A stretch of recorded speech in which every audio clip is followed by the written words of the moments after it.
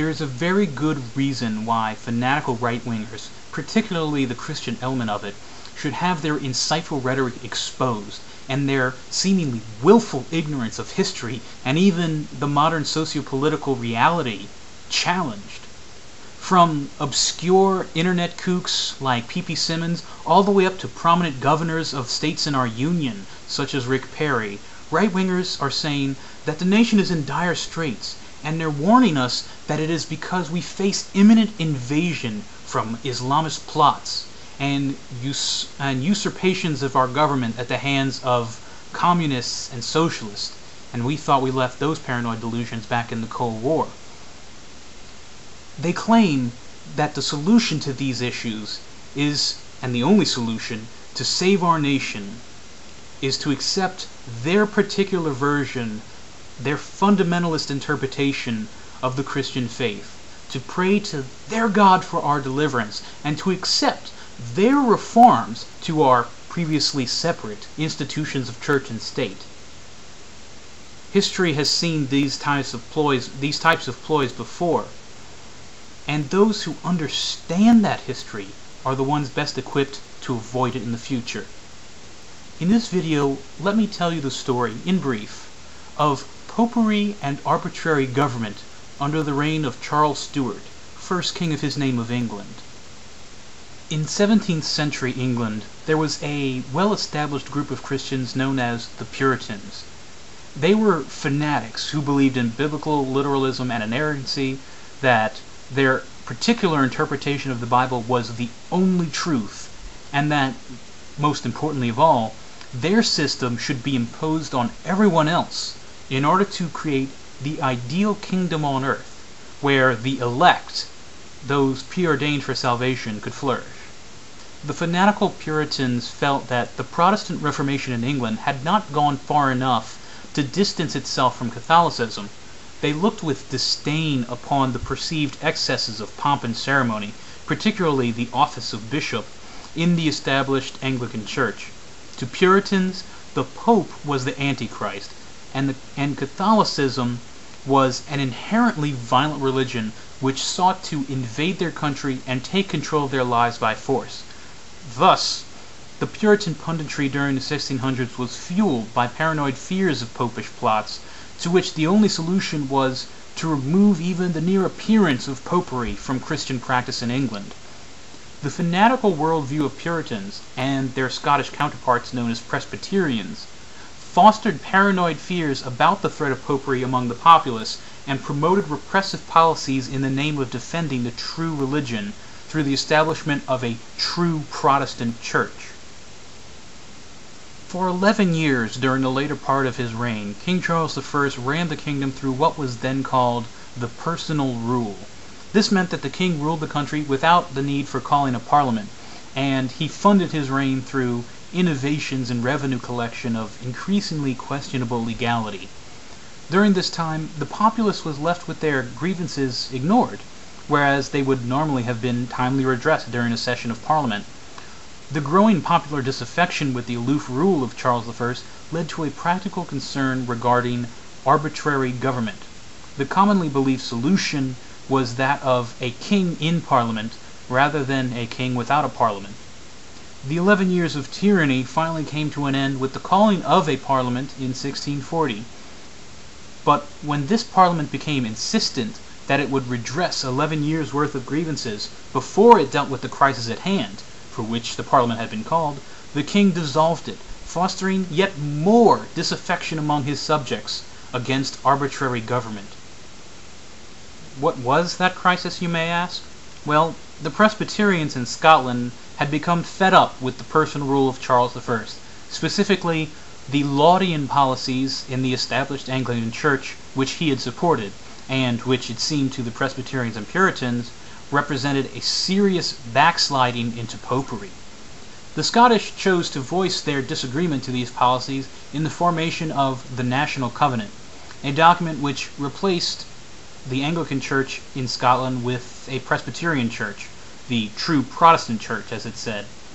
The Scottish Covenanters then sought to secure the king's approval for this true church through a hostile invasion of England with the Scottish field armies comprised of good Christian men who had taken the Oath of Covenant. It was in response to this invasion which Charles I had called the Short Parliament, in the hopes that they would provide funding for this war. However, he would not receive this funding. They wanted to address those grievances before providing funding, and so the king dissolved the Parliament. Without funding from Parliament, Charles I was eventually defeated, and it was in the aftermath of this defeat in the Two Bishops' Wars which led to continuing differences of priority between the king and his Parliament. This would then lead to the English Civil Wars, a series of bloody conflicts, but prolonged in part by the king's schemes to re-establish the personal rule, and in part by the fickle alliance of Christian fanatics to seek the establishment of their true church in the eventual aftermath. The result in the end, in a parliamentary victory, would be the British Commonwealth under the Solemn League and Covenant. Parliament would rule without the king, a democratic innovation, but the Christian fanatics had also won out in establishing their fundamentalist theology as the established church of state. With Christian fanatics in charge, the experiment in a free republic was short-lived, and the Commonwealth soon gave way to a new kind of personal rule under the Protectorate, in which Lord Protector Oliver Cromwell ruled as a dictator for life through the use of arbitrary government power in the name of the true Christian faith. A major argument of Puritans in Parliament at the time was that popery and arbitrary government go hand in hand, yet given their way, it was found that arbitrary government went hand in hand with Christian fanaticism just as well. The failure of the Commonwealth and Protectorate states, plagued by Christian fanaticism and arbitrary government, left the kingdom's political and economic institutions in ruin, which in turn led to the restoration of the Stuart monarchy in 1660 under Charles II. Today, Christian fanatics are using the same arguments. It's just that the nouns have changed. Instead of popery and arbitrary government, we're being warned against Islam and Marxist, socialist government. In other videos, Avi Lipkin translated communications from high-level Middle Eastern officials who were openly bragging of Obama's supposed declarations that America will be a Muslim nation by the end of his second term. Avi also exposed Obama's reported plan to import some 50 to 100 Muslim refugees into the United States. And now they love it. They can abuse and beat up everybody, and nobody can stop them. Nobody can stop them. They're having their way with America. They want our guns. And if you're not with them, cops and military, then you will declare that you're with the Republic now. And don't tell me that I'm a weirdo because I'm upset about this, and I should only go get upset about my favorite football team winning or losing. Listen, I know what tyranny means. I know the bankers are putting poison in our food and water.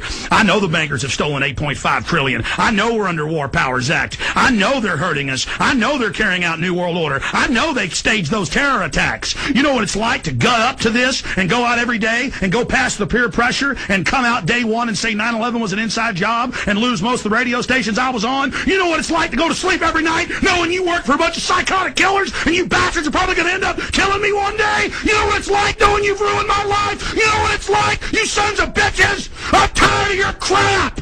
You commit evil, you're part of an evil system, and we're standing up against you. And the Republic is going to defeat you in the end. Some of us won't make it personally through this, but a lot of us are. And in the end, you are going to be brought to justice for all the kids you kidnapped for CPS, all you CPS workers, all you corrupt bureaucrats, all of you that have had your way with innocent children over and over again, who think your evil's invincible. You're not invincible, and God is going to deal with you.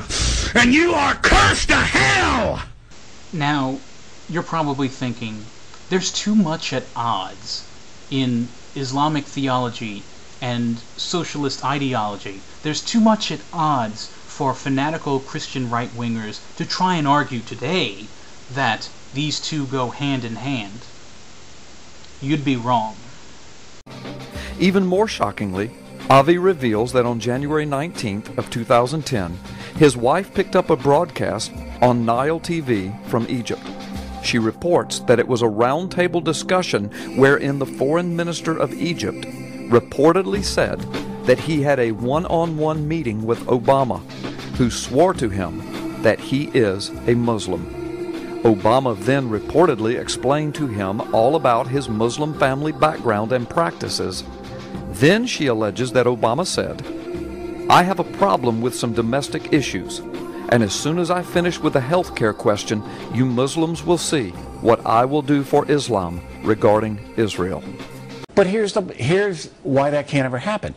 Because the jihad, which is the main threat in the world today, would you agree with that? The jihad? Yes. Okay.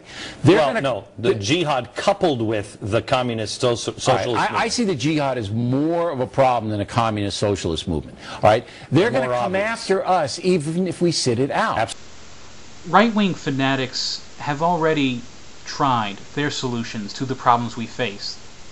So this time, instead of putting our faith in Christian fanaticism and arbitrary government, why not try liberty?